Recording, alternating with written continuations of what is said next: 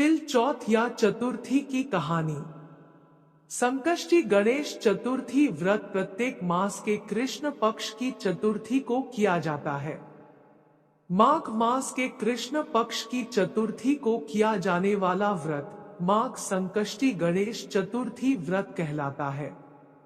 भविष्य पुराण में कहा गया है कि जब मन संकटों से घिरा महसूस करे तो गणेश चतुर्थी का व्रत करे। इससे कष्ट दूर होते हैं और धर्म, अर्थ, मोक्ष, विद्या, धन व आरोग्य की प्राप्ति होती है। तिल चौथ या चतुर्थी की पहली कहानी। एक शहर में देवरानी जेठानी रहती थी। जेठानी अमीर थी और देवरानी गरीब थी। देवरानी गणेश जी की भक्त थी। देवरानी का पति जंगल से लकड़ी काट कर बेचता था और अक्सर बीमार रहता था। देवरानी जेठानी के घर का सारा काम करती और बदले में जेठानी बचा हुआ खाना, पुराने कपड़े आदि उसको दे देती थी। इसी से देवरानी का परिवार चल रहा था। माघ महीने में देवरानी ने तिल चौथ का व्रत किया। 5 आने का तिल व गुड़ लाकर तिलकुट्टा बनाया। पूजा करके तिल चौथ की कथा कहानी सुनी और तिलकुट्टा छींके में रख दिया और सोचा कि चांद उगने पर पहले तिलकुट्टा और उसके बाद ही कुछ खाएगी। कथा सुनकर वह जेठानी के यहाँ चली गई। खाना बनाकर जेठानी के बच्चों से खाना खाने को कहा तो बच्चे बोले माँ ने व्रत किया है और माँ भूखी है। जब माँ खाना खाएगी हम भी तभी खाएंगे। जेठ जी को खाना खाने को कहा तो जेठ जी बोले मैं अकेला नहीं खाऊंगा, जब चांद निकलेगा तब सब खाएंगे तभी मैं भी खाऊंगा। जेठानी ने उसे कहा कि आज तो किसी ने भी अभी तक खाना नहीं खाया, तुम्हें कैसे दे दूं? तुम सुबह सवेरे ही बचा हुआ खाना ले जाना। देवरानी के घर पर पति बच्चे सब आस लगाए बैठे थे कि आज तो त्योहार है, इसलिए कुछ पकवान आदि खाने को मिलेगा। परंतु जब बच्चों को पता चला कि आज तो रोटी भी नहीं मिलेगी तो बच्चे रोने लगे। उसके पति को भी बहुत गुस्सा आया, कहने लगा सारा दिन काम करके भी 2 रोटी नहीं ला सकती तो काम क्यों करती हो? पति ने गुस्से में आकर पत्नी को कपड़े धोने के धोवने से मारा। धोवना हाथ से छूट गया तो पाटे से मारा। वह बेचारी गणेश जी को याद करती हुई रोते रोते पानी पीकर सो गई। उस दिन गणेश जी देवरानी के सपने में आए और कहने लगे धोवने मारी, पाटे मारी, सो रही है या जाग रही है? वह बोली कुछ सो रही हूँ, कुछ जाग रही हूँ। गणेश जी बोले भूख लगी है, कुछ खाने को दे। देवरानी बोली क्या दूं, मेरे घर में तो अन्न का एक दाना भी नहीं है। जेठानी बचा खुचा खाना देती थी, आज वह भी नहीं मिला। पूजा का बचा हुआ तिलकुट्टा छींके में पड़ा है, वही खा लो। तिलकुट्टा खाने के बाद गणेश जी बोले धोवने मारी, पाटे मारी, निमटाई लगी है, कहाँ निमटे? वह बोली यह पड़ा घर, जहां इच्छा हो वहां निमट लो। फिर गणेश जी बच्चे की तरह बोले अब कहां पूछूं? नींद में मग्न अब देवरानी को बहुत गुस्सा आया कि कब से तंग किए जा रहे हैं, सो बोली मेरे सर पर पोंछो और कहां पोंछोगे? सुबह जब देवरानी उठी तो यह देखकर हैरान रह गई कि पूरा घर हीरे मोती से जगमगा रहा है। सिर पर जहां विनायक जी पोंछनी कर गए थे, वहां हीरे के टीके व बिंदी जगमगा रहे थे। उस दिन देवरानी जेठानी के यहाँ काम करने नहीं गई। बड़ी देर तक राह देखने के बाद जेठानी ने बच्चों को देवरानी को बुलाने भेजा। जेठानी ने सोचा कल खाना नहीं दिया, इसीलिए शायद देवरानी बुरा मान गई है। बच्चे बुलाने गए और बोले चाची चलो, माँ ने बुलाया है, सारा काम पड़ा है। देवरानी ने जवाब दिया अब उसकी जरूरत नहीं है। घर में सब भरपूर है गणेश जी के आशीष से। बच्चों ने घर जाकर माँ को बताया कि चाची का तो पूरा घर हीरे मोतियों से जगमगा रहा है। जेठानी दौड़ती हुई देवरानी के पास आई और पूछा कि यह सब हुआ कैसे। देवरानी ने उसके साथ जो हुआ वो सब कह डाला। घर लौटकर जेठानी अपने पति से कहा कि आप मुझे धोवने और पाटे से मारो। उसका पति बोला कि भलीमानस, मैंने कभी तुम पर हाथ भी नहीं उठाया, मैं तुम्हें धोवने और पाटे से कैसे मार सकता हूं। वह नहीं मानी और जिद करने लगी। मजबूरन पति को उसे मारना पड़ा। उसने ढेर सारा घी डालकर चूरमा बनाया और छीके में रखकर सो गई। रात को चौथ विनायक जी सपने में आए, कहने लगे, भूख लगी है, क्या खाऊं। जेठानी ने कहा, हे गणेश जी महाराज, मेरी देवरानी के यहाँ तो आपने सूखा तिल कुट्टा खाया था, मैंने तो झरते घी का चूरमा बनाकर आपके लिए छींके में रखा है। फल और मेवे भी रखे हैं, जो चाहे खा लीजिए। बालस्वरूप गणेश जी बोले, अब निपटे कहाँ। जेठानी बोली, उसके यहाँ तो टूटी फूटी झोपड़ी थी, मेरे यहाँ तो कंचन के महल है, जहां चाहो निपटो। फिर गणेश जी ने पूछा, अब पोछू कहाँ। जेठानी बोली, मेरे ललाट पर बड़ी सी बिंदी लगाकर पोंछ लो। धन की भूखी जेठानी सुबह बहुत जल्दी उठ गई। सोचा घर हीरे जवाहरात से भर चुका होगा, पर देखा तो पूरे घर में गंदगी फैली हुई थी। बहुत तेज बदबू आ रही थी। उसके सिर पर भी बहुत सी गंदगी लगी हुई थी। उसने कहा, है गणेश जी महाराज, यह आपने क्या किया। मुझसे रूठे और देवरानी पर टूटे। जेठानी ने घर की सफाई करने की बहुत ही कोशिश की, परंतु गंदगी और ज्यादा फैलती गई।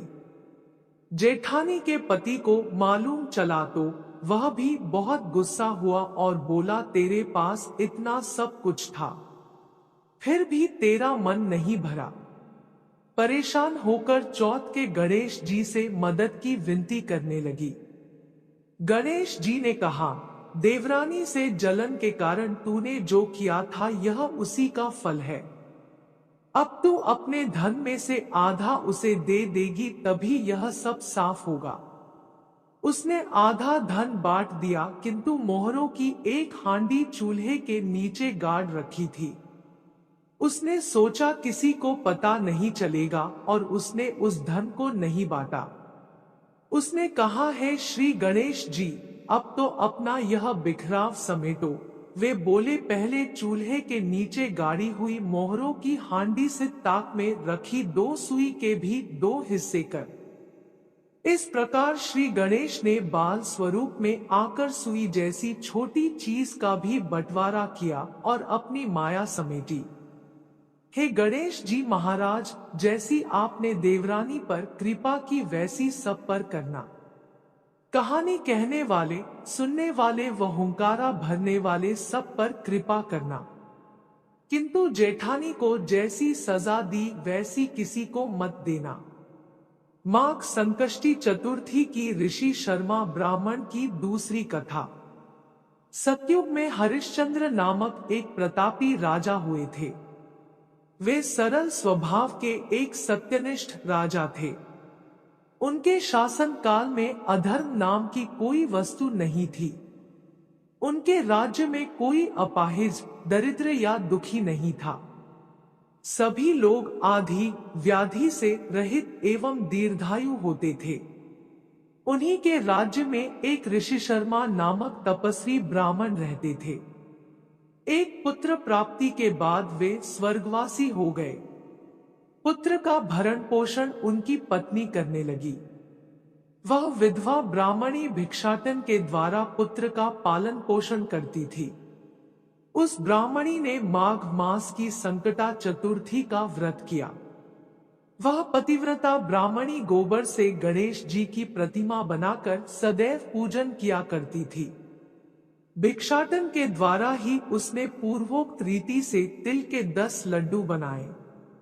इसी बीच उसका पुत्र गणेश जी की मूर्ति अपने गले में बांधकर स्वेच्छा से खेलने के लिए बाहर चला गया।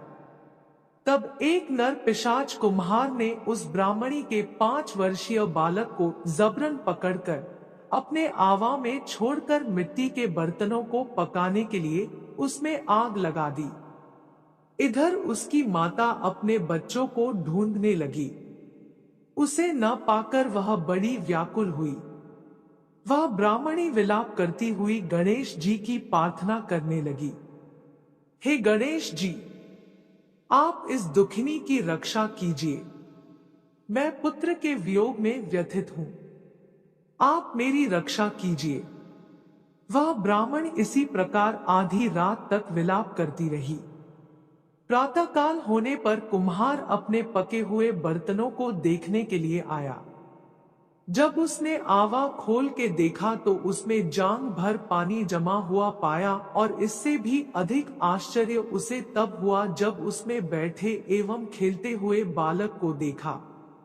ऐसी अद्भुत घटना देखकर वह भयवश कांपने लगा और इस बात की सूचना उसने राज दरबार में दी। उसने राज्य सभा में अपने कुकृत्य का वर्णन किया। कुम्हार ने कहा, हे महाराज हरिश्चंद्र, मैं अपने दुष्कर्म के लिए वध योग्य हूं। उसने आगे कहा, है महाराज, कन्या के विवाह के लिए मैंने कई बार मिट्टी के बर्तन पकाने के लिए आवा लगाया, परंतु मेरे बर्तन कभी नहीं पके और सदैव कच्चे रह गए। तब मैंने भयभीत होकर एक तांत्रिक से इसका कारण पूछा। उसने कहा कि चुपचाप किसी लड़के की तुम बलि चढ़ा दो, तुम्हारा आवा पाक जाएगा। मैंने सोचा कि मैं किसके बालक की बलि दूं? जिसके बालक की बलि दूंगा वह मुझे जीवित नहीं छोड़ेगा।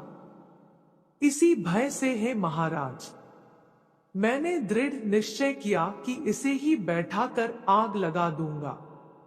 मैंने अपनी पत्नी से परामर्श किया कि ऋषि शर्मा ब्राह्मण मृत हो गए हैं। उनकी विधवा पत्नी भीख मांगकर अपना गुजारा करती है। वह लड़के को लेकर क्या करेगी? मैं यदि उसके पुत्र की बलि दे दूं तो मेरे बर्तन पक जाएंगे। मैं इस जघन्य कर्म को करके रात में निश्चिंत होकर सो गया। प्रातः जब मैंने आमवा खोलकर देखा तो क्या देखता हूं कि उस लड़के को मैंने जिस स्थिति में बैठा कर गया था वह उसी तरह निर्भय भाव से बैठा है और उसमें जांघ भर पानी भरा हुआ है। इस भयावह दृश्य से मैं कांप उठा और इसकी सूचना देने आपके पास आया हूं। कुम्हार की बात सुनकर राजा बहुत ही विस्मित हुए और उस लड़के को देखने आए। बालक को प्रसन्नता पूर्वक खेलते देखकर मंत्री से राजा ने कहा कि यह क्या बात है? यह किसका लड़का है? इस बात का पता लगाएं। इस आवे में जांग भर जल कहां से आया? इसमें कमल के फूल कहां से खिल गए? इस दरिद्र कुम्हार के आंवे में हरी हरी धूप कहां से उग गई? बालक को न तो आग की जलन हुई न तो इसे भूख प्यास ही है। यह आवे में भी वैसा ही खेल रहा है मानो अपने घर में खेल रहा हो। राजा इस तरह की बात कह ही रहे थे कि वह ब्राह्मणी वहां बिलखती हुई आ पहुंची।